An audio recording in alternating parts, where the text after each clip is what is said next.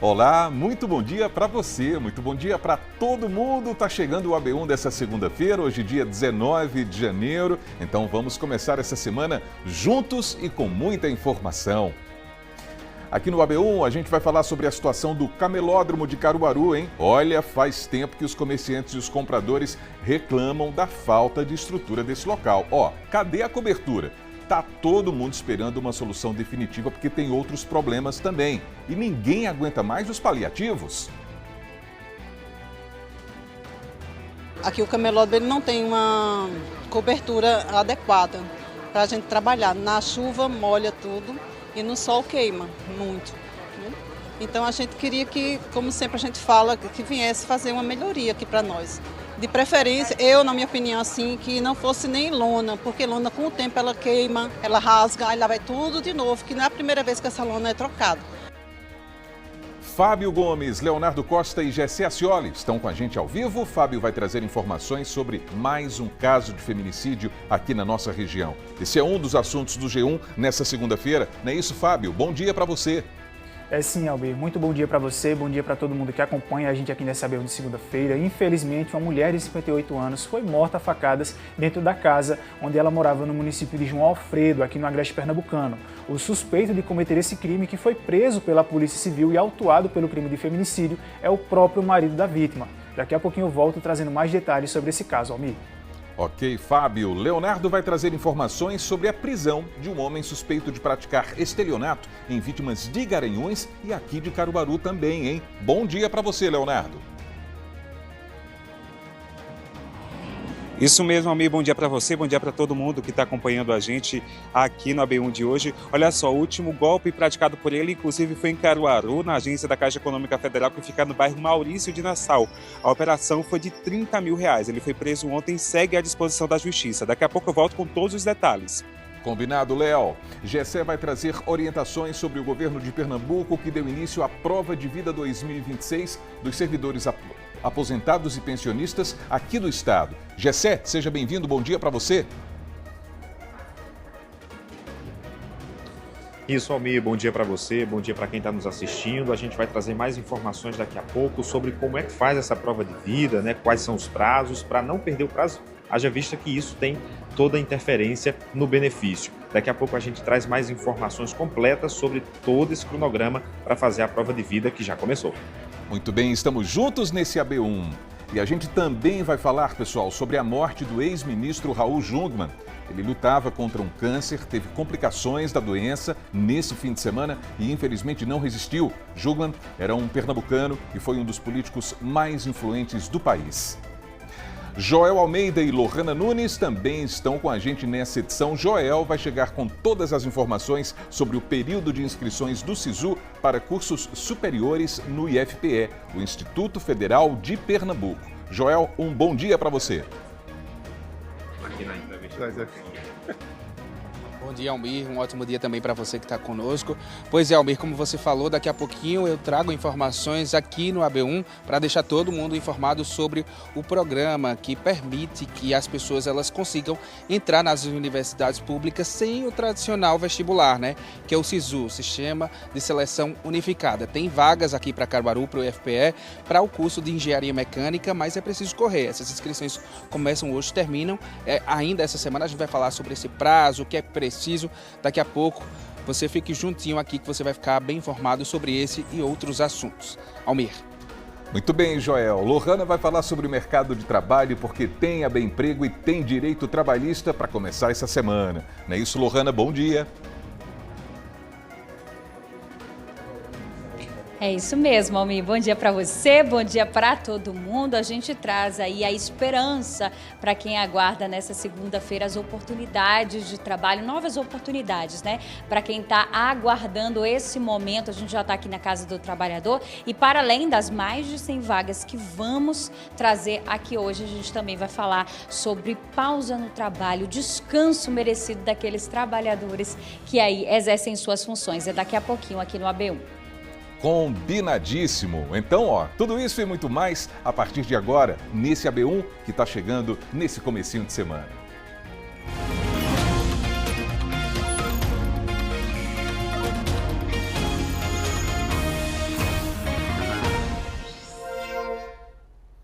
Muito bem, então vamos juntos, 11 horas e 54 minutos, uma ótima semana para todo mundo.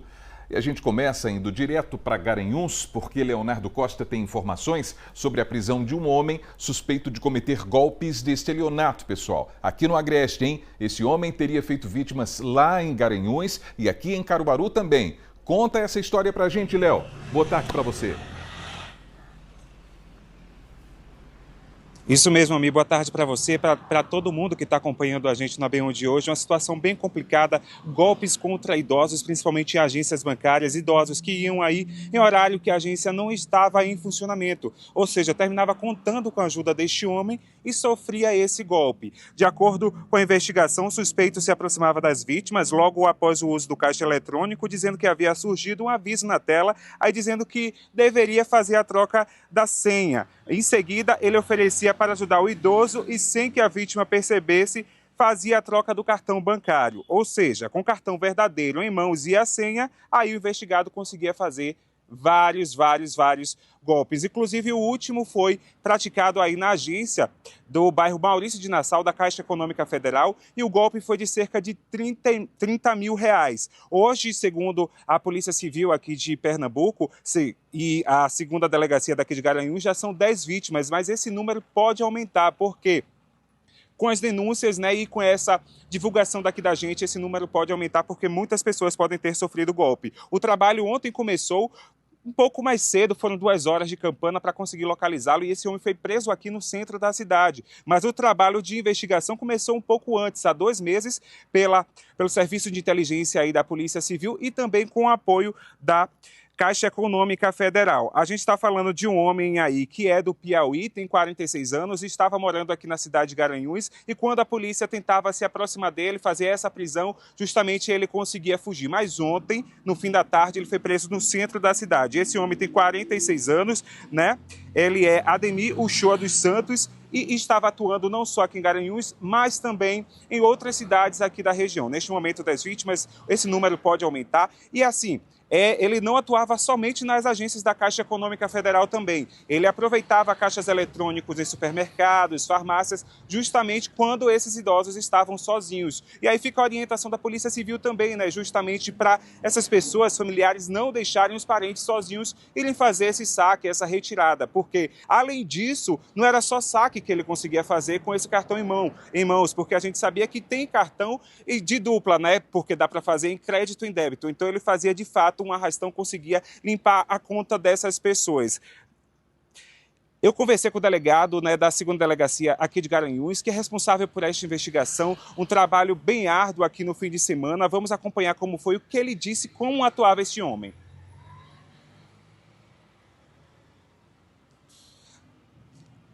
Daqui a pouquinho eu volto com a sonora do delegado. Almir. Leonardo, muito obrigado, então, pelas primeiras informações a respeito desse caso. E é isso, não é, pessoal? Funciona também como um alerta. A gente tem essas imagens aí desse homem que foi preso, né, suspeito de praticar esse tipo de crime. E aí a gente lembra que é muito importante que a gente tenha muito cuidado e tenha cuidado também com os nossos parentes, não é, na hora de ir a uma agência bancária. Porque, às vezes, se aproxima alguém muito simpático, muito solícito e, infelizmente, nos dias de hoje a gente tem que desconfiar. Não dá para confiar em todo mundo para que a gente não caia nesse tipo de crime, nesse tipo de golpe. Muito obrigado, viu, Léo? Daqui a pouco você está voltando. E a gente vai seguindo para a redação agora, porque Fábio Gomes está chegando com os destaques do nosso portal G1 Caruaru e região. E, infelizmente, novos casos de feminicídio foram registrados aqui no interior. Não é isso, Fábio? Uma boa tarde para você. É isso mesmo, Almir. Boa tarde para você, na medida do possível, né, com esse caso, e boa tarde também para todo mundo que está acompanhando a gente nesse AB1 aqui de segunda-feira. Um dos casos que a gente traz aqui como destaque, Almir, é em relação a um feminicídio que foi registrado nesse fim de semana no município de João Alfredo, aqui no Agreste Pernambucano. A vítima foi uma mulher de 58 anos e o marido dela, um homem de 59, foi preso pela Polícia Civil na manhã de ontem. Inclusive, algumas imagens que circularam nas redes sociais mostram o momento em que esse homem está sendo conduzido pela Polícia Militar até a delegacia de polícia civil. Segundo a polícia civil, esse homem ele foi autuado pelo crime de feminicídio, que é justamente quando o crime é cometido contra uma mulher pela condição de gênero, e a gente tem também que o nome dessa vítima ela não foi divulgada, mas, segundo os relatos de algumas testemunhas, ela era muito conhecida na cidade. Esse homem ele foi apresentado na delegacia de polícia civil de Limoeiro, foi autuado pelo crime de feminicídio, vai passar por audiência de custódia e o corpo da vítima foi encaminhado ao IML de Caruaru. A gente segue acompanhando esse caso e para conferir outros detalhes e mais informações, sobre esse tipo de crime e também os canais oficiais de como realizar denúncias, é só acessar o G1, Almir. Fábio, é muito preocupante. A gente vem acompanhando esses casos de feminicídio aqui no estado de Pernambuco. Recentemente, a gente falou sobre esse assunto. A gente trouxe dados na semana passada falando a respeito desses crimes cometidos contra a mulher. Inclusive, o estado de Pernambuco, em 2025, atingiu o 9º ano com o pior resultado do levantamento que foi feito pela Secretaria de Defesa Social do estado. E a gente vai seguir acompanhando cada um desses casos, torcendo para que a segurança pública e o número de denúncias também consigam reprimir esse tipo de crime, não é? Bom, estou vendo que no G1 também tem informações sobre mais um acidente registrado, dessa vez na BR-104, aqui em Caruaru, com morte, não é, Fábio? Exatamente, Almir. Uma pessoa morreu, em decorrência desse acidente, outra pessoa ficou ferida, foi encaminhada para o Hospital Regional do Agreste, aqui em Caruaru. Esse acidente aconteceu por volta das 2 horas da madrugada de hoje, de acordo com a Polícia Rodoviária Federal, na altura do quilômetro 48 da BR-104. De acordo com a PRF, as vítimas estavam em uma motocicleta, essa que a gente acompanha agora nas imagens. A suspeita é que essa moto acessou a contramão da rodovia e acabou atingindo de raspão um veículo não identificado. Pelos vestígios verificados pelos policiais no local, a suspeita é que esse veículo seja um caminhão. O condutor da moto teve um ferimento grave na perna e acabou falecendo no local antes de receber o atendimento médico, e o passageiro foi socorrido pelo SAMU para o HRA aqui em Caruaru. O estado de saúde dele não foi divulgado até a última atualização dessa nossa reportagem e a Polícia Civil informou que investiga esse caso. O veículo que envolvido nesse acidente, possivelmente esse caminhão, não estava no local quando os policiais chegaram e a Polícia Civil investiga para localizar esse veículo e também o outro condutor envolvido nesse acidente, Almir. E a gente vai seguir acompanhando também essas investigações, né, Fábio, para saber como de fato tudo isso aconteceu. O recado é sempre esse, de muito cuidado, principalmente nas estradas, nas rodovias nesse período de janeiro. A gente sabe que tem muita gente circulando, viajando para reencontrar a família, para descansar, enfim, às vezes de carro, às vezes de moto. É preciso muito cuidado, pessoal. E para a gente mudar um pouquinho de assunto, Fábio, estou vendo que no G1 também tem informações sobre concursos e seleções aqui no estado, né?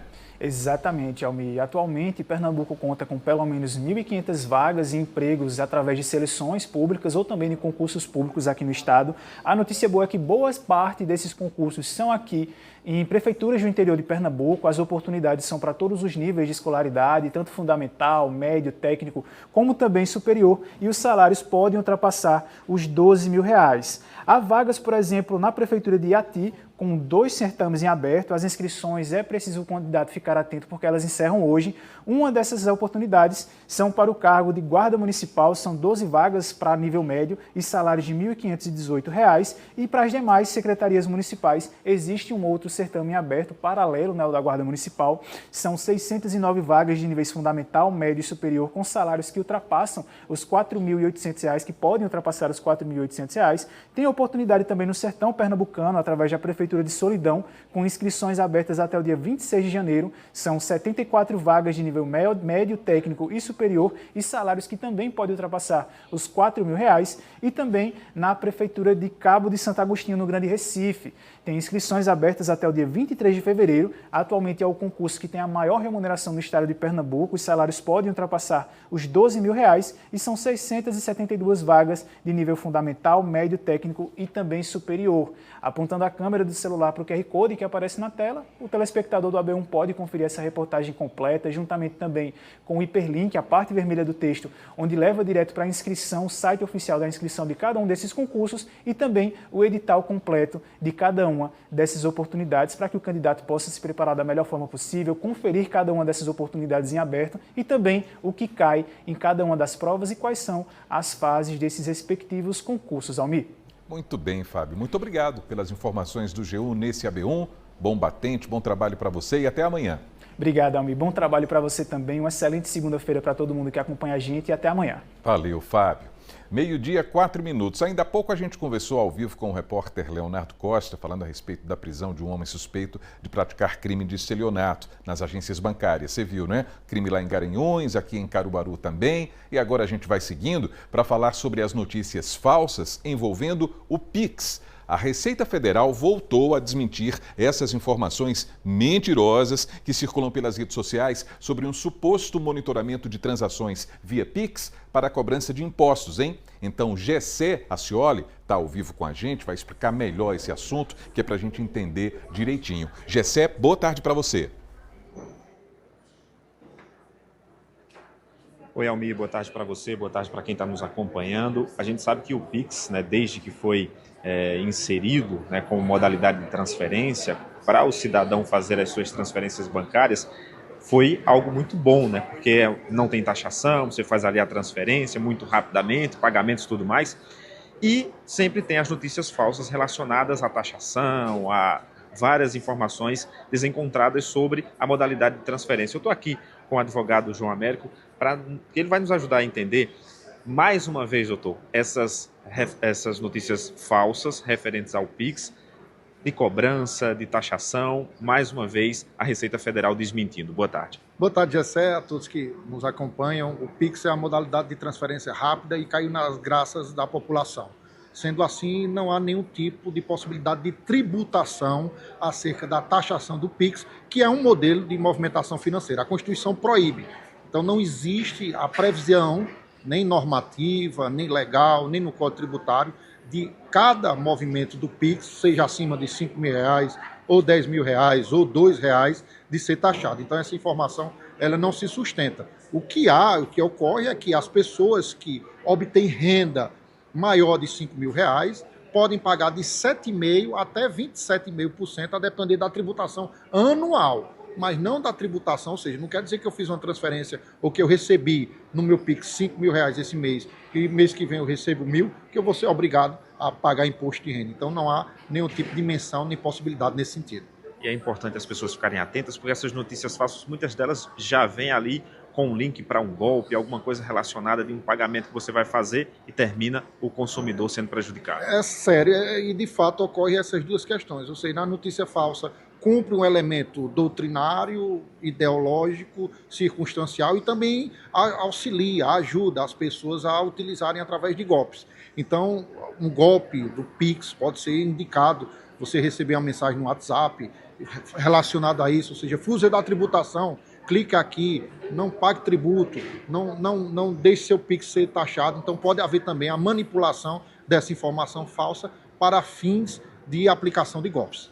É importante a gente colocar, como o senhor trouxe aí na primeira resposta, que a tributação ela é observada, né, com os dados, as informações do contribuinte através do relatório anual, haja vista no imposto de renda. Ou seja, é o valor, o montante global que incide em relação à tributação para fins de imposto de renda de pessoa física e pessoa jurídica e não o recebimento mensal, variável, a transferência de 5, 10 mil. Isso não vai ser e não é automático. Ou seja, há uma declaração, depois da declaração, se não for consistente, malha fina, então tem todo um processo em relação a isso. Muito obrigado, doutor João Américo, trazendo informações importantes sobre o Pix. Ficar atento para não cair em golpes, Almir. Não faltam golpes, né, Gessé? Muitos por aí, a gente tem que ficar atento, por isso que é sempre importante conferir essas orientações. Até daqui a pouquinho, Gessé. E agora a gente vai falar sobre um problema, pessoal, que é antigo, hein? Antigo ali para os comerciantes do Camelódromo aqui de Caruaru. A falta de uma cobertura adequada tem prejudicado os pontos comerciais. A mercadoria e os produtos que tem por lá acabam ficando danificados. Inclusive, no mês de outubro do ano passado, nós estivemos por lá e, ao que parece, as coisas pioraram, hein? Veja na reportagem. O dia começa cedo por aqui. Maria Elza chega pouco depois das 5 da manhã para preparar as refeições. Ela oferece aqui café da manhã, almoço e lanches. Assim como ela, outros comerciantes fazem o mesmo. No Camelódromo, nas imediações dos Guararapes, há desde gente vendendo comidas a brinquedos e eletrônicos. Trabalhadores que tiram daqui o sustento para levar para casa. Joelma trabalha no local há 17 anos, mas conta que alguns pontos deixam um dia mais difícil. Sempre a mesma novela. Coloca a lona, com pouco tempo a lona se rasga. Qual seria a solução? A gente sempre pede a lona, mas eu acho que a solução era para fazer igual uma quadra de futebol. Seria mais viável aqui, mais seguro, mais protegido, e pelo menos a gente não ia estar pedindo direto a lona, porque com pouco tempo a lona se rasga. E a quadra não, como eles fizeram no outro camelódromo, aquela estrutura ali. Eu acho que ficaria melhor daquele jeito. Com telhas metálicas. Com telha metálica. Ela fala dessa estrutura branca em cima das barracas, que recebia uma lona para cobrir o camelódromo, mas desde o ano passado está assim, descoberto. A TV Asa Branca visitou o camelódromo em outubro do ano passado. Na reportagem de Franklin, Portugal, percebemos que esse problema é antigo. Eu acho muito difícil dessa lona chegar, porque desde o ano passado que vem tentando, tem vários anos já e até agora nada. Vieram esse ano, mas não dá nenhuma previsão certa. Tristeza, né? Infelizmente dá, viu? E muita. Tem que mudar esse cenário aqui para você. É verdade, né? Porque ele não paga o imposto toda semana, né? Toda semana ele vem receber, né? E na hora que a gente mais precisa, quando chove principalmente, que a gente tem que estar cobrindo a mercadoria toda vez. Depois de todo esse tempo, nada foi feito aqui no camelódromo e cada comerciante teve que arrumar uma forma para se proteger do sol ou da chuva. A gente pode ver aqui, ó, que tem telha de zinco, tem telha de amianto e tem gente que até colocou bicas para poder atender essa clientela. Fernando e os colegas do lado tiveram que tirar do próprio bolso para poder instalar uma calha de zinco no corredor. Uma forma de diminuir o sol e evitar que quando chover a água molhe os clientes e caia no balcão. Botar uma bica para não molhar os clientes, né? Porque os clientes eram muito prejudicados, viu? Quem foi que colocou? Foi a gente mesmo. A gente trabalha aqui, reuniu, cada um deu um pouquinho e acabou colocando essa estrutura para não molhar os clientes. Mas além disso, quem trabalha aqui reclama da estrutura. A maior parte dos fios de energia são irregulares. Falta iluminação, é perigoso assim, os fios assim, dá muito regular, tem que regularizar porque tá muita coisa para ser arrumada, porque a energia, né, não é legalizada. A chuva também que molha toda a mercadoria, né? Aqui a gente quando está trabalhando as pessoas não conseguem nem lanchar aqui porque molha tudo. E aí, além disso, muitas coisas, né, que tem que ser feita. O nosso trabalho aqui, a dificuldade que nós temos é a estrutura, né? Aqui o camelódromo ele não tem uma cobertura adequada para a gente trabalhar. Na chuva molha tudo e no sol queima muito, né? Então a gente queria que, como sempre a gente fala, que viesse fazer uma melhoria aqui para nós. De preferência, eu, na minha opinião, assim, que não fosse nem lona, porque lona com o tempo ela queima, ela rasga, aí lá vai tudo de novo, que não é a primeira vez que essa lona é trocada. Queria que fosse uma estrutura assim, de ferro, tipo quadra, de esportiva, de colégio. Feita no nosso vizinho ali também, camelódromo, que a estrutura é outra. E para os clientes, o desejo é o mesmo, que tudo fique melhor. Afinal, sem comerciante e sem estrutura, não há cliente feliz. Quando eu venho mais para esse lado do que o lado de lá. Muito sol quente e não tem esse conforto todo para nós.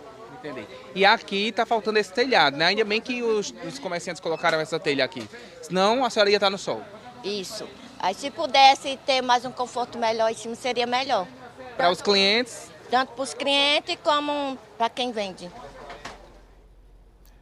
Pessoal, é muito sofrimento, né? E não é um sofrimento novo, não. Faz tempo que a gente acompanha essa situação nesse camelódromo, hein? E ó, é proporcional, porque faz tempo que os problemas só crescem também.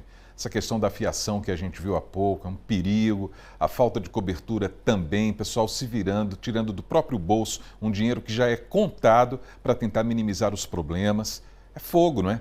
Diante dessa situação, a gente procurou a Secretaria de Segurança Municipal de Caruaru, que é a responsável pelo espaço, para saber se há algum projeto, alguma previsão, para que alguma coisa seja feita pelos comerciantes. Mas até o fechamento dessa edição, essa resposta não chegou. Mas olha, a nossa produção não fica parada não, hein? A gente fica cobrando, a gente fica aguardando chegar o posicionamento do município para que essa resposta chegue aos maiores interessados. Os comerciantes aí do camelódromo e os clientes também. As pessoas que vão lá fazer um lanche, fazer uma compra, enfim, todo mundo merece respeito, não é? A gente vai continuar esperando essa resposta aqui no AB1. E agora vamos para o momento WhatsApp, porque o Antônio Silva mora em Gonçalves Ferreira, aqui em Caruaru também, e enviou um vídeo para a gente. Ele está bem preocupado com a falta de água na torneira. Vamos ver? Bom dia, meus amigos da TV Asa Branca. Por favor, coloca aí para vocês aí. Aí a situação de novo, Gonçalves Ferreira. Chega na torneira. Aí a conta. Mas a água não chega não. É, seu Antônio, pois é, a conta chega, não é? Água que é bom, nada. Sobre essa situação, a gente foi em busca de uma resposta também e até o momento a Compesa não enviou essa resposta sobre a falta de água em Gonçalves Ferreira. O espaço está aberto também, a gente tem esse compromisso com o seu Antônio, com os moradores, com as comunidades, para quando a resposta chegar, a gente trazer aqui no AB1. Não dá, a gente sabe, a gente vive repetindo essa história. A gente se vira de alguma forma com outras coisas, mas sem água não dá para a gente se virar. Então não esquece, você também pode e deve participar do Momento WhatsApp. Você grava um vídeo, mostra o problema aí da sua rua e manda para a gente, para o nosso WhatsApp que está aí na base da sua tela, 99198-8212. E amanhã a gente tem mais uma cobrança aqui, ó, no Minha Comunidade. Vamos voltar a uma rua do Alto da Balança, também em Caruaru. Por lá, os moradores sofrem há muito tempo com a falta de pavimentação e de saneamento básico. Olha só. Nesta terça-feira, o Minha Comunidade vai mostrar a rua José Marcelino de Araújo, no Alto da Balança. Um local sem investimentos há mais de 2 décadas. Aqui não tem calçamento, nem tampouco saneamento básico. Mas será que os moradores vão ter os pedidos atendidos? É nesta terça-feira, é cobrança, é no Minha Comunidade, é no seu AB1. É isso, agora é 12h15. Bom, a gente vai trazer informações agora para os servidores aposentados e pensionistas do Estado, porque o governo de Pernambuco deu início à prova de vida. Gessé Ascioli está voltando e tem os detalhes a respeito desse procedimento, né, Gessé? Pois é, Almir, a gente volta com essas informações importantes para o servidor e pensionista do Estado, né? Essa prova de vida que é necessária ser feita anualmente. Eu estou aqui com a Catarina Florencio, que é presidente da FUNAP, e ela vai trazer informações agora sobre como é que funciona esse processo. É um processo simples, mas é um processo muito necessário. Boa tarde, Catarina. Boa tarde. É, de fato, extremamente necessário para que a gente possa continuar pagando aquele servidor que deve receber esse benefício, né?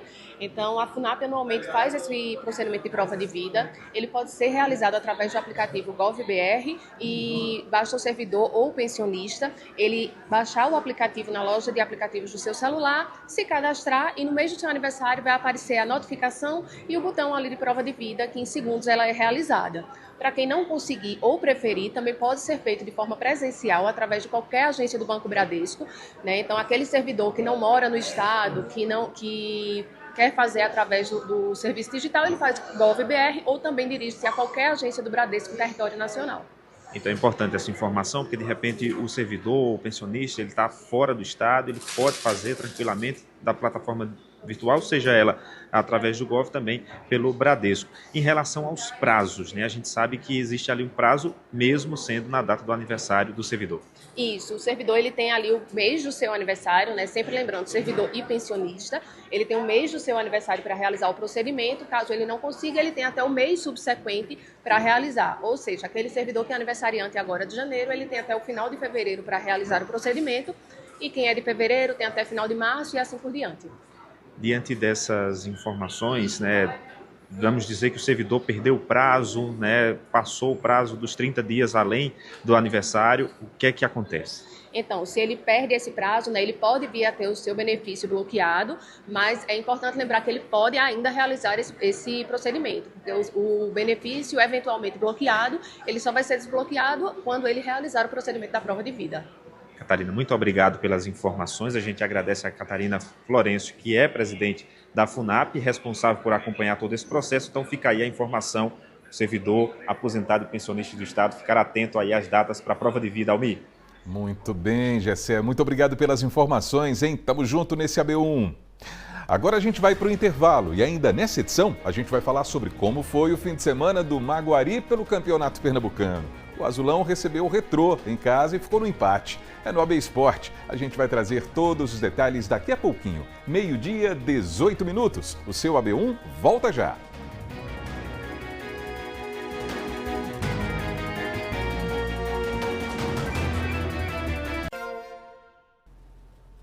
Então, o seu AB1 está de volta, 12h, 20 minutos agora, e a gente vai voltar até Garanhuns para conversar com o Leonardo Costa, porque ele vai trazer outras informações sobre um homem que foi preso por estelionato lá em Garanhuns, né, praticando esse crime lá, aqui em Caruaru também.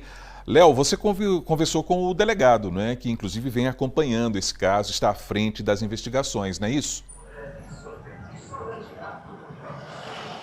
Isso mesmo, Almir. 2 meses de investigações aí. Durante a operação, aí os policiais conseguiram apreender dinheiro, maquinetas de cartão, celulares, cartões bancários em nome de terceiros, além de documentos impressos falsos com timbre de instituições bancárias usados nessas aplicações de golpes. Vamos acompanhar o que o delegado Patrick Dias, que é responsável por esta investigação e é da 2ª Delegacia de Garanhuns, explicou para a gente. A equipe da 2ª Delegacia já vinha monitorando as ações de um estelionatário que vinha atuando nos últimos meses aqui em Garanhuns. Ele atuava principalmente em agências bancárias, mas também tinha atuação em áreas de caixa eletrônico de supermercados. E através de um trabalho de inteligência, com parceria com alguns bancos, a gente conseguiu chegar à qualificação dele, à identificação desse homem, e passamos a fazer um monitoramento de inteligência dele. Como era o trabalho dele? Como que ele agia? Bom, o modus operandi dele, ele sempre buscava pessoas de mais idade, normalmente idosos, desacompanhados, e em horários diversos do horário de funcionamento da agência, onde não havia funcionários para prestar auxílio ou mesmo vigilantes. Então ele abordava essas pessoas assim que elas saíam do caixa eletrônico, com o pretexto de que havia saído um impresso, um aviso no caixa relacionado ao seu atendimento, e que nesse aviso tinha uma advertência de uma taxa caso ele não alterasse a senha do cartão. Esse impresso era fraudulento e usava inclusive o timbre da própria agência bancária, né, do banco. E ele, através desse impresso, ele persuadia essa vítima a voltar ao caixa eletrônico e prestava o auxílio para que ela fizesse a troca da senha. E ele observava a senha, memorizava, e antes do final do atendimento, ele fazia a troca do cartão da vítima. Ele pegava o cartão e colocava um outro, e normalmente esse outro cartão era de uma vítima anterior. E quando ele saía da agência, ele já passava a fazer operações tendo o cartão e a senha da pessoa, tanto em maquinetas como em outro caixa eletrônico, fazendo transferências e saques. Ele foi localizado ontem à noite aqui em Garanhuns. A gente vinha fazendo esse acompanhamento de inteligência e ontem, através de uma campana, a equipe da 2ª Delegacia conseguiu localizá-lo e efetuar sua prisão. A última vítima dele foi lá em Caruaru. Tem a menção aí de quantas vítimas esse homem fez? Ainda não temos esse montante, porque como ele também tinha atuação em outras cidades, como Caruaru, que ele fez uma vítima no sábado, e dessa vítima ele fez operações que chegaram a um montante de R$30 mil. Ele também circulava em outros municípios nesse caminho. Então, ainda estamos fazendo esse levantamento e é importante a divulgação dessas imagens e dessa prisão para que outras vítimas procurem, que não procuraram ainda a delegacia, que procurem a delegacia da sua localidade para fazer os devidos registros. A Polícia Civil reforça aí, se uma pessoa que estiver acompanhando a gente tiver sido vítima desse tipo de situação, não só em relação a esse golpe, em relação a outros golpes, deve procurar a delegacia mais próxima, e reforça também a necessidade de idosos não irem para agências bancárias sozinhas, principalmente em horário que as agências não estão em funcionamento. Em nenhum momento o banco vai pedir para você trocar a senha e fazer essa impressão. Sempre pedir ajuda de alguém credenciado do banco. Também, Almir. Ô, Léo, essas informações são muito importantes, essas orientações também, esses cuidados que a gente precisa ter. Muito obrigado, viu, Léo? Um bom trabalho para você.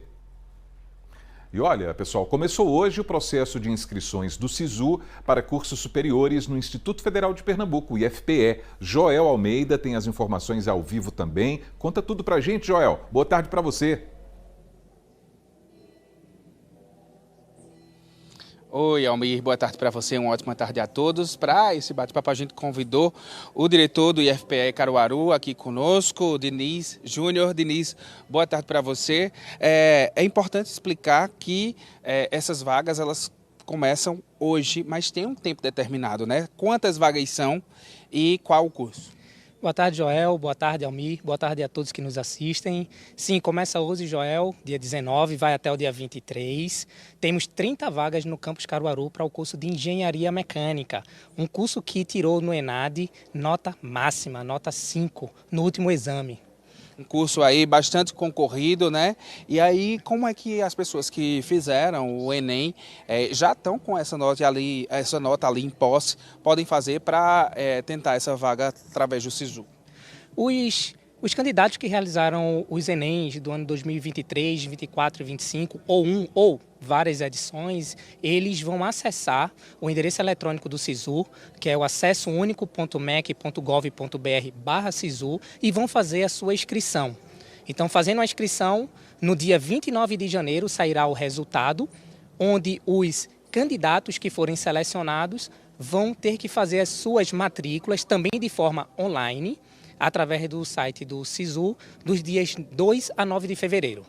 E aí, você falou sobre o prazo, você falou sobre como é que essas pessoas elas podem fazer o passo a passo, né, para tentar essa vaga, falou sobre o curso aqui em Caruaru. A gente tem diversas unidades do IFPE, fora Caruaru, espalhadas por todo o estado, né? Aqui no Agreste, além de Caruaru, tem também outras cidades, Sertão também, Zona da Mata, região metropolitana. Tem alguma outra vaga, algum outro curso que as pessoas que podem assistir a gente podem tentar além de Caruaru? Sim, o IFPE ele lançou o edital, que está lá no site do IFPE, onde outros campi também disponibilizaram vagas, como o campus Garanhuns, Pesqueira, o Caruaru, que é o nosso, campus Cabo de Santo Agostinho e campus Recife. Todos esses campos estão com vagas disponíveis para o SISU. Muito obrigado pelas informações. É isso então. Olha, a gente recebeu essa informação agora, então é preciso que você corra para fazer essa inscrição se você quer entrar através do SISU no IFPE. Até o dia 23 você pode fazer isso, tá certo? Eu volto ao estúdio.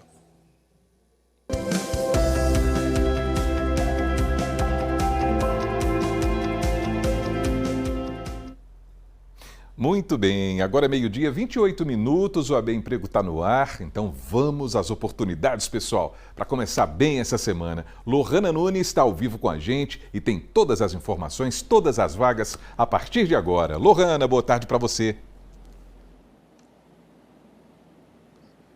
Boa tarde, mais uma vez, Almir, para você, para todo mundo de casa, exatamente. A gente vai saber agora quais são as oportunidades para você que está em casa, que está em busca de uma oportunidade, né, daquela vaga que você tanto busca aí para dar um norte, né, e começar esse novo ano da melhor forma. A gente vai falar agora das vagas de Caruaru, porque eu falei aqui anteriormente que são 100 vagas, mas são 100 vagas para toda a nossa região, né? Na verdade, 105 vagas mais especificamente. Aqui em Caruaru temos 68 vagas e todos os detalhes a respeito dessas vagas aqui para Caruaru a gente vai ver agora.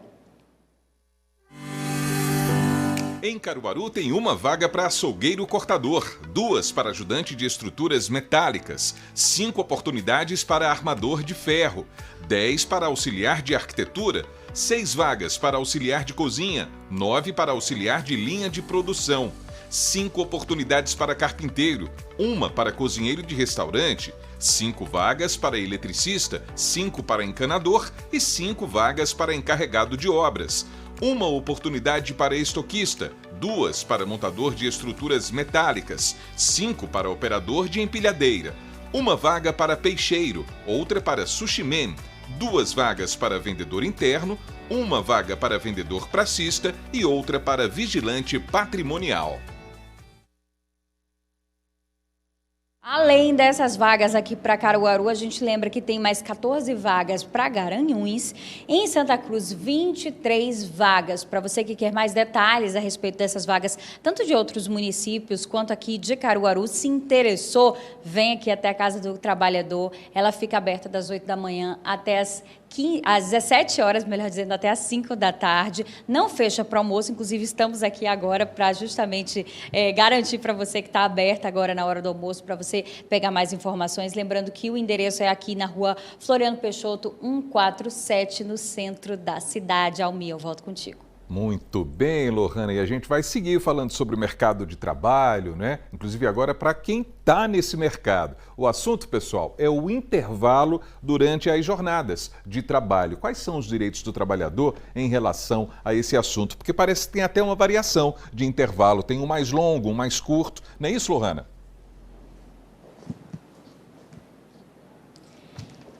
Exatamente, Almir, tem todas essas variações de intervalo, inclusive vou ler aqui para você de casa, é o interjornada, intrajornada, também tem aqui repouso semanal, férias, feriados, pausas não obrigatórias, mas que são acordadas aí com o contratante. E para tirar mais ainda as nossas dúvidas, a gente entender um pouquinho a importância, né, dessa pausa, a gente está aqui com o doutor Ulisses Mouzinho, que veio gentilmente aqui nos atender e tirar essas dúvidas. Doutor, seja bem-vindo, boa tarde para o senhor. A gente estava até conversando aqui antes, viu, minha gente? Ele estava me contando alguns processos que ele mesmo acompanhou de perto, dessas interjornadas, né, intrajornadas que acontecem e que são fundamentais, asseguradas por lei e garantem aí ao trabalhador esse repouso. Eu queria que você falasse primeiro, doutor, a respeito dessa diferenciação, intrajornada, interjornada, férias. O que isso significa e por que elas são tão importantes? Boa tarde, seja bem-vindo mais uma vez. Boa tarde a todos que nos assistem. Sendo bem objetivo, o intervalo interjornada é aquela pausa do descanso que você tem entre um dia e outro de trabalho. E essa pausa deve ser no mínimo de 11 horas. Você trabalha até 6 da noite, no outro dia de 8 horas você pega. Isso tem que ser respeitado pelas empresas. E o intervalo intrajornada é o descanso do almoço. Esse pode ser negociado. Você trabalha acima de 6 horas, tem que ter no mínimo 1 hora de intervalo, no máximo 2. Com a reforma trabalhista, houve alguma negociação, se tem algum acordo coletivo, você pode negociar com o patrão e vender até 1 hora ali. Ele também vai te indenizar isso como 1 hora extra, pagando 50% a mais, mas não tem natureza salarial, é uma indenização pura.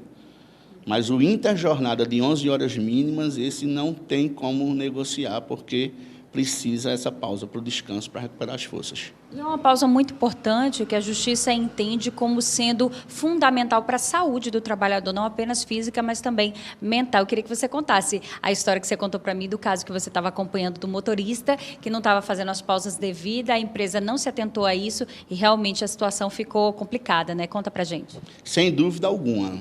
Como eu te falei, com a reforma trabalhista, esse nosso cliente, ele acabou negociando direto com o patrão, que ele poderia tirar a hora de almoço dele depois das 4 horas da tarde, e acabou também negociando mais horas extras. Ou seja, ele trabalhava todo dia até quase 10 da noite, e no outro dia pegava de 6 da manhã. Isso fere frontalmente o intervalo interjornada, é responsabilidade do empregador, principalmente agora com o advento dessa atualização da norma regulamentadora número 1, das seguranças do trabalho, onde as empresas, por hora, em caráter educativo, estão sendo orientadas a terem planos que observem exatamente a saúde psíquica do trabalhador, o estresse, né, o extravio de jornada, e isso não foi observado nesse caso. E o que acontece? Esse motorista adoeceu. Quando ele adoeceu, naturalmente ele foi substituído. E agora a gente tem que fazer uma reclamação para procurar essa reparação. Não é? Por quê? Porque ele não atentou. O descanso ele não é negociável. O trabalhador cansado ele não produz, não é inteligente, nem da parte do empregador e nem da parte do trabalhador. Precisa descansar, porque um trabalhador descansado ele vai produzir com mais eficiência. Exato. Eu acho que o descanso ele tem muito a ver com a saúde da pessoa. A pessoa saudável, ela produz muito melhor, né? E quando se pensa do ponto de vista da empresa, é necessário que ela se atente a esses detalhes, não só por causa das punições ou algo do tipo, mas que ela tenha funcionários mais satisfeitos e que produzam de maneira mais adequada, né? Naturalmente, isso é óbvio. Porque se uma empresa ela tem aquele costume, às vezes a tradição de fazer hora extra, às vezes até no feriado, e quando você vai ver o planejamento, junto com o faturamento e as horas extras trabalhadas, muitas vezes a gente chega à conclusão que não tinha necessidade daquilo. Então, programa o teu exercício anual de acordo com os feriados, de acordo com as férias dos trabalhadores, para ver a real necessidade dessa hora extra. Porque você acaba desrespeitando o intervalo de descanso do trabalhador, compromete o teu time e, naturalmente, vai comprometer a tua venda, a tua produção, vindo a ferir regras trabalhistas e depois ter que responder por isso. Tanto o trabalhador quanto o patrão tem que observar, buscar conhecimento, seja no site do Ministério do Trabalho, seja no sindicato da categoria, seja através de uma orientação jurídica. Conhecimento hoje é tudo.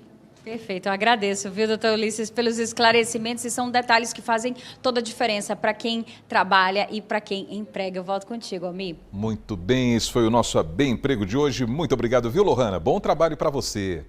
E o assunto agora é transferência escolar. Às vezes é necessário, por algum motivo, trocar a escola da criançada. Mas esse processo gera algumas perguntas também. Então, Joel Almeida volta agora para conversar com a gente a respeito desse assunto. Né, Joel? Isso mesmo, Almir. Por isso a gente convidou a advogada Anne Fernandes, que está aqui ao meu lado. Anne, muita gente está agora se preparando para mais um ano letivo, lista de material escolar, né? Comprando fardas, mas esse é um momento que muita gente também faz a rematrícula e tem muita gente que faz uma transferência. A transferência ela tem um prazo para ser feita ou não? Boa tarde. Boa tarde, Joel. Boa tarde, Almir, a todos os telespectadores. Então, em tese, a questão da transferência escolar ela pode acontecer durante o ano letivo, não necessariamente ao final do ano ou no meio do ano, como acontece normalmente. Onde é que vai estar a divergência? Em relação à transferência, por exemplo, as transferências para o período de rematrícula são agora entre janeiro e fevereiro, a partir de dezembro, na verdade, janeiro até início de fevereiro. Essas são as transferências comuns das escolas, que acontecem normalmente. Mas vamos dizer que eu estou precisando de uma transferência de um aluno no mês de março. Está no meio do primeiro semestre. Isso impede que aconteça a transferência? Não impede. O que vai acontecer é uma reclassificação desse aluno. Se ele for para uma escola da rede particular, a escola pode exigir, além dos documentos de transferência, uma reclassificação desse aluno para adequação tanto do calendário escolar como do histórico escolar desse aluno.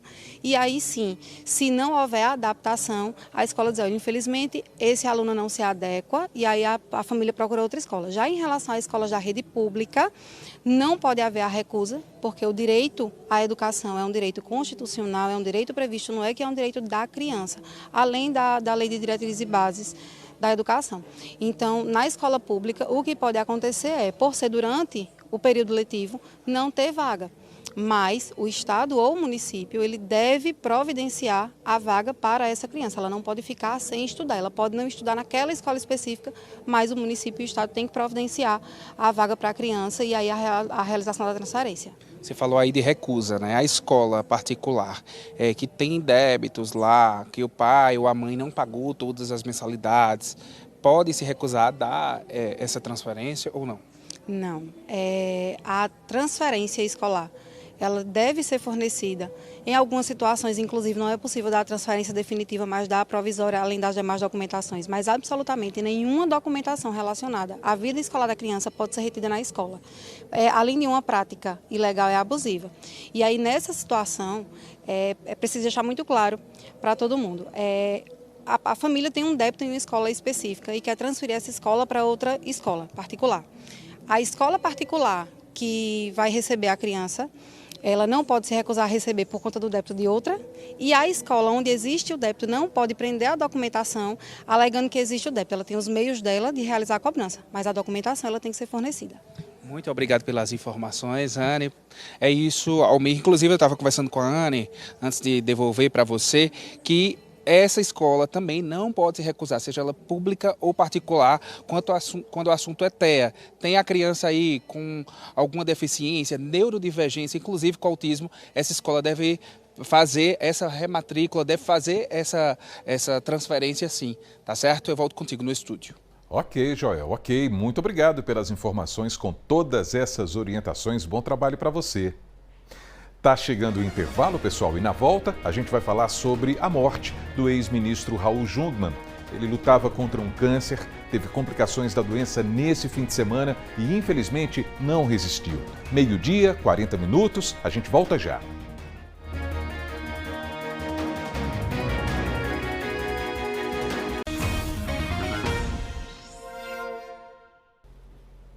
AB1 de volta para você, 12h, 42 minutos. Vamos dar uma olhadinha na previsão do tempo para algumas cidades aqui da nossa região. Olha só, lá em Bezerros tem aí essa previsão de mínima de 21 graus e a máxima pode chegar aos 31. Catende fica na zona da mata, temperatura mínima prevista para hoje, 23 graus. A máxima pode chegar aos 31 também. Agora, olha o sertão, olha aí Serra Talhada. A temperatura mínima deve ser de 25 graus, a mínima, hein? E a máxima 35 graus. Saudações para todo mundo em Serra Talhada, Catende e Bezerros. E agora vamos falar sobre oportunidade de conhecimento e formação também, porque a Secretaria de Educação de Caruaru está com matrículas abertas para quem quer fazer parte do EJA, o Programa de Educação de Jovens e Adultos. Então, Joel Almeida está voltando e tem essas informações agora, inclusive porque esse programa também oferece cursos profissionalizantes. Não é isso, Joel? Isso mesmo, Almir. Por isso eu vou conversar agora com Daniele Silva, gerente de Educação de Jovens e Adultos aqui de Caruaru. Daniele, boa tarde para você. Esses cursos, junto com a EJA, existem, né? Então a possibilidade do adulto ele conseguir completar essa formação, que por algum motivo ele parou durante esse tempo, voltar aos estudos, concluir e também fazer cursos profissionalizantes, não é isso? Boa tarde. Boa tarde, exatamente. Jovens a partir de 15 anos completos podem procurar até 100 mais, podem procurar qualquer escola do município e efetuar sua matrícula. Se a escola próxima à sua casa não ofertar a EJA, vai ser direcionado à escola mais próxima. Essas inscrições elas já estão abertas, né? As matrículas são feitas nas escolas. O que é preciso levar? Fácil, os documentos principais, RG, CPF, comprovante de residência, cartão do Bolsa Família. Com esses documentos, o cidadão já pode chegar em nossas escolas e efetuar a sua matrícula, que tem início aí já no início de fevereiro. Para adolescente, na verdade, você disse que a partir dos 15 anos pode entrar no EJA, né? Esse adolescente, ele precisa estar acompanhado dos pais para poder fazer essa matrícula? É importante, né, ter o responsável que vai lá se responsabilizar pela essa matrícula. Então, o responsável pode ir até a escola. Se o estudante já é da escola e completou 15 anos, está aí com os estudos um pouco atrasados, pode fazer o remanejamento para a educação de jovens e adultos, que em Caruaru tem um diferencial da oferta dos cursos de qualificação profissional. Então, enquanto o estudante está aí prolongando sua escolaridade, ele também tem a chance de se preparar para o mercado de trabalho com cursos de qualificação profissional que são ofertados dentro das escolas, não precisa se direcionar para outro local e no horário de aula do estudante. Então, ele também pode passar o dia trabalhando, na noite da escola ele vai ter tanto o aumento da escolaridade quanto dos cursos. Até quando? Até o dia 6 de fevereiro. Muito obrigado pelas informações. Então é isso, Almir. EJA está aberto para as inscrições, para a matrícula aqui em Caruaru e começa já no dia 3 de fevereiro para você aí retomar o sonho de concluir o ensino fundamental e depois o ensino médio. Almir, eu volto com você. Isso, Joel, isso mesmo. Nunca é tarde para o conhecimento, não é? Valeu, viu, Joel? Agora a gente vai seguindo com o AB1. E o ex-ministro Raul Jungmann morreu ontem em Brasília, aos 73 anos. A informação foi confirmada pelo Instituto Brasileiro de Mineração, onde ele era diretor-presidente desde 2022. Raul Jungmann lutava contra um câncer. Ele foi internado em novembro do ano passado e chegou a deixar o hospital em dezembro. No fim do mês, perto do Natal, voltou a ser internado e saiu após o Ano Novo. até que foi internado novamente no último sábado, quando não resistiu às complicações da doença. A questão que se coloca para as elites políticas e econômicas do meu Estado é a preservação daquilo que é essencial para o Estado, para o desenvolvimento do Estado, para o bem-estar da sua população. E que se abra mão daquilo que é secundário, daquilo que pode ser postergado. Essa é a minha expectativa, é de que se possa unir o Estado de Pernambuco em defesa daquilo que é essencial. O interesse pelas questões públicas sempre esteve presente na vida de Raul Belens Jungmann Pinto. Ele nasceu no Recife em 3 de abril de 1952. Começou a vida política filiado ao antigo MDB, partido de oposição ao regime militar, e participou da campanha das Diretas Já, que reivindicava a redemocratização do país. Raul Jungmann foi secretário de Planejamento do governo de Pernambuco entre 1990 e 1991, na gestão de Carlos Wilson. Em seguida, foi secretário executivo do Ministério do Planejamento, de 93 a 94, quando o presidente era Fernando Henrique Cardoso. Em 1995, Jungmann foi convidado por Fernando Henrique para assumir a presidência do Instituto Brasileiro do Meio Ambiente e dos Recursos Naturais Renováveis, o IBAMA. Em 1995, foi escalado para uma missão ainda maior: assumir o Ministério Extraordinário de Política Fundiária, que em 2000 seria transformado em Ministério do Desenvolvimento Agrário. Raul Jungmann esteve à frente da pasta durante os 2 mandatos de Fernando Henrique, época marcada por muitos conflitos entre latifundiários e o movimento dos sem terra, o MST.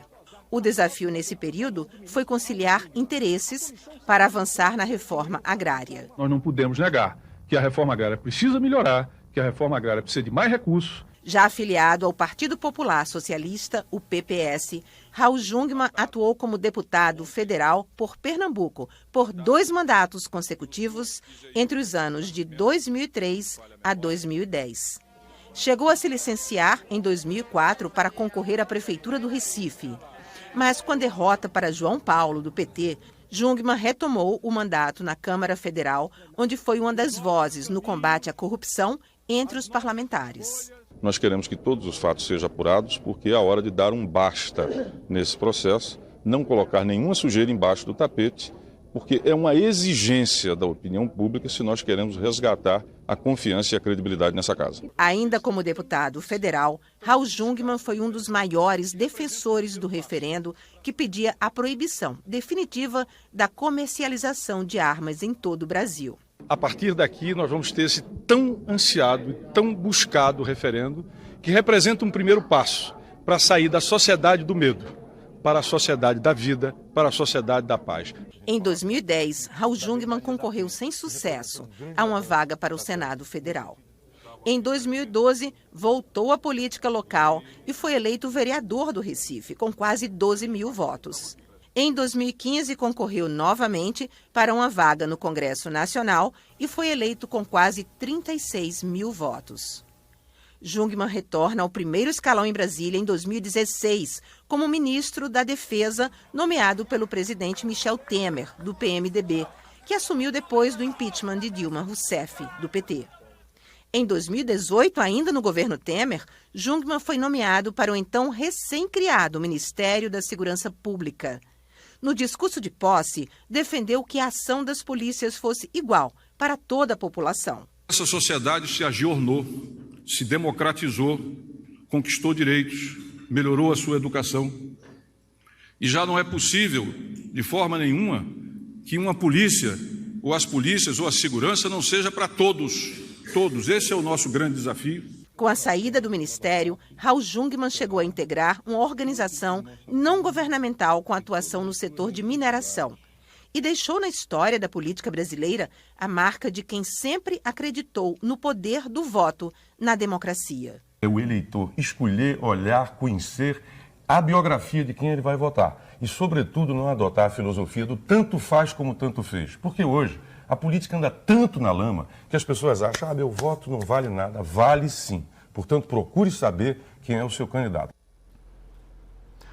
O velório vai acontecer em uma cerimônia para familiares e amigos, como era o desejo de Raul Jungmann.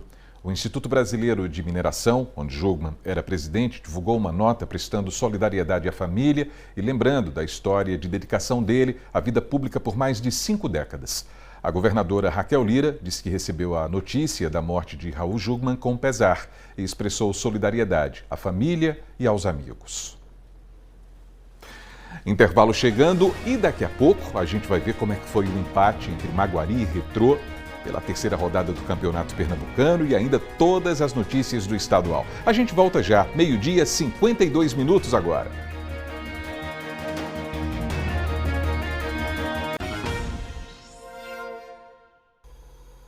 Então o seu AB1 está de volta e agora a gente vai para o AB Esporte, porque teve time aqui da região em campo pelo Pernambucano. Não é isso? Herbert Ramos, seja bem-vindo e uma boa tarde para você. Boa tarde, Almir. Boa tarde para todo mundo que acompanha o AB1. Esse time da nossa região é o Maguari, lá de Bonito, que jogou ontem contra o Retrô em um jogo tenso e marcado por emoção até o fim. Simbora conferir como foi. Mais uma vez a torcida na cidade de Bonito compareceu. Apesar do calor das 3 horas da tarde, tinha até herói dando show na arquibancada. Mas o duelo entre Maguari e Retrô prometia equilíbrio e entregou isso até o último minuto. Em casa, o azulão teve dificuldades e viu o adversário sair na frente, ainda na primeira etapa. Aos 24 minutos, após a cobrança de escanteio, o zagueiro Dankler subiu mais alto que todo mundo para abrir o marcador.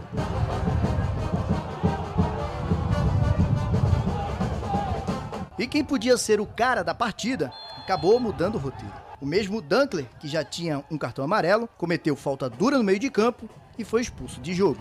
Fim de primeiro tempo, o time acabou na desvantagem, mas com o Maguari com um jogador a mais, e o professor Suede Lima tirou o primeiro volante, Iago, para a entrada do atacante Henrique Paraíba, e trocou Vinícius Canu por Michael Félix, colocando o time para frente. A equipe passou a pressionar, empurrou o Retrô para o campo de defesa e aos 44 minutos a resposta chegou. Gol de empate do Maguari. Foi um jogo difícil, a gente sabia que ia ser um jogo difícil, começamos perdendo com 1-0. Mesmo assim a gente estava lá em cima, pressionando, com 1 a menos. Graças a Deus fui feliz, entrei no segundo tempo ali, pude fazer o gol. Comemorei bastante, que é um ponto dentro de casa, mesmo assim é muito extrema importância. E tenho certeza que a gente vai dar sequência no campeonato e grandes coisas aí pra gente conquistar. O time demorou para se impor. Começou o jogo meio acuado, mas a resposta veio do banco de reservas. Michael Félix, o nome que o clube deposita a confiança e o faro de gol. Agora os olhos se voltam para o próximo confronto. O Maguari vai enfrentar o Vitória na Arena de Pernambuco. E esse é um jogo decisivo, um jogo de 6 pontos, que o Maguari precisa sair com a vitória. A gente deixa os atletas muito cientes que o próximo jogo é sempre o mais importante. Saímos desses 3 jogos aí difíceis com aqueles equipes que vão postular o título, mas o Vitória merece o mesmo respeito dos outros adversários e esse próximo jogo é tão importante como foi esses outros 3. Então assim, a gente prevê muita dificuldade e o que a gente vai fazer nesses 2 dias é recuperar os atletas. Maguari e Retrô somaram 1 ponto cada. O azulão ainda não conseguiu vencer na competição e essa vitória está entalada na garganta. Pois é, meu caro Herbert. 3 jogos, 2 pontos, 2 empates em casa. Essa competição não é tão longa assim. É hora de acender a luz do alerta ou ainda não? Tá cedo?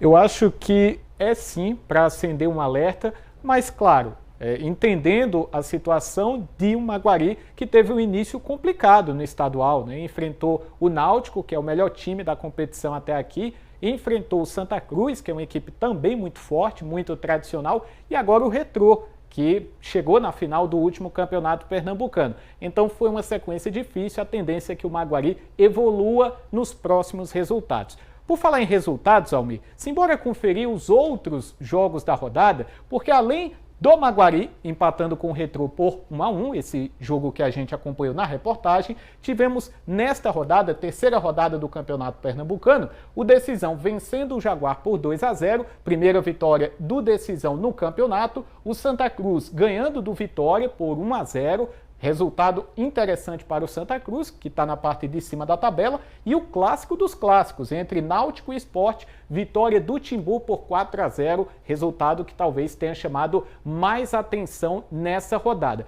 Com esses resultados, já temos a classificação atualizada do Campeonato Pernambucano. Simbora conferir? O Náutico é o líder da competição com 3 vitórias em 3 jogos, 9 pontos. Santa Cruz tem 7, Retrô 4, Sport 4, Decisão 3, Jaguar 2 e aqui os 2 últimos colocados, infelizmente, são as 2 equipes do interior. Claro, ainda é o início do campeonato, tudo pode mudar. O Maguari tem 2 pontos, o Vitória tem 1 ponto. A gente vai seguir acompanhando tudo do Campeonato Pernambucano e outros destaques do esporte aqui no nosso estado, como, por exemplo, os destaques do Globo Esporte. Simbora conferir o que é que tem hoje. Sabrina Rocha conta pra gente. Oi, gente, boa tarde para você que está ligado no AB1. Será que dá para imaginar como a torcida alvirrubra ficou depois da goleada do Náutico em cima do Sport? É claro que dá, né? E o Globo Esporte hoje tem aquele quadro Desabafinho Especial, em vermelho e branco. Também tem reportagem com detalhes desse clássico gigante, goleada 4-0 do Náutico em cima do Sport, tá? E tem novidades sobre o time principal do Leão, que agora tem data para estrear. E o Santa Cruz venceu, mas será que os tricolores curtiram valendo mesmo essa vitória por 1-0 em cima do Vitória? Bem, daqui a pouco eu te conto tudo, logo depois do AB1, eu te espero. Recado dado da Sabrina, e eu também dou um recado, quem quiser acompanhar mais informações sobre o esporte do interior, acessa lá GE Caruaru e região. Vou ficando por aqui, até amanhã, Almir. Valeu, Herbert. Grande abraço para você e até amanhã. E amanhã também é dia de conhecer mais alguns exemplos de superação no Me Conte Sua História. Então vamos saber o que é que está sendo preparado para essa terça-feira. Da infância difícil, de limitações, sem luxo algum, a busca pelos próprios caminhos, justamente para encontrar o trabalho, de zelo e trato do visual dos clientes que passam pelo beco do açougue em Bezerros. Só que ele queria mais. Já pensou das corridas a uma participação brilhante na última São Silvestre? Você vai conhecer um pouco da trajetória de Robson Barbosa da Silva no AB1 amanhã. É isso, e daqui a pouquinho tem o Panorama CBN, hein? Hoje a gente vai conversar com o cientista político Marconi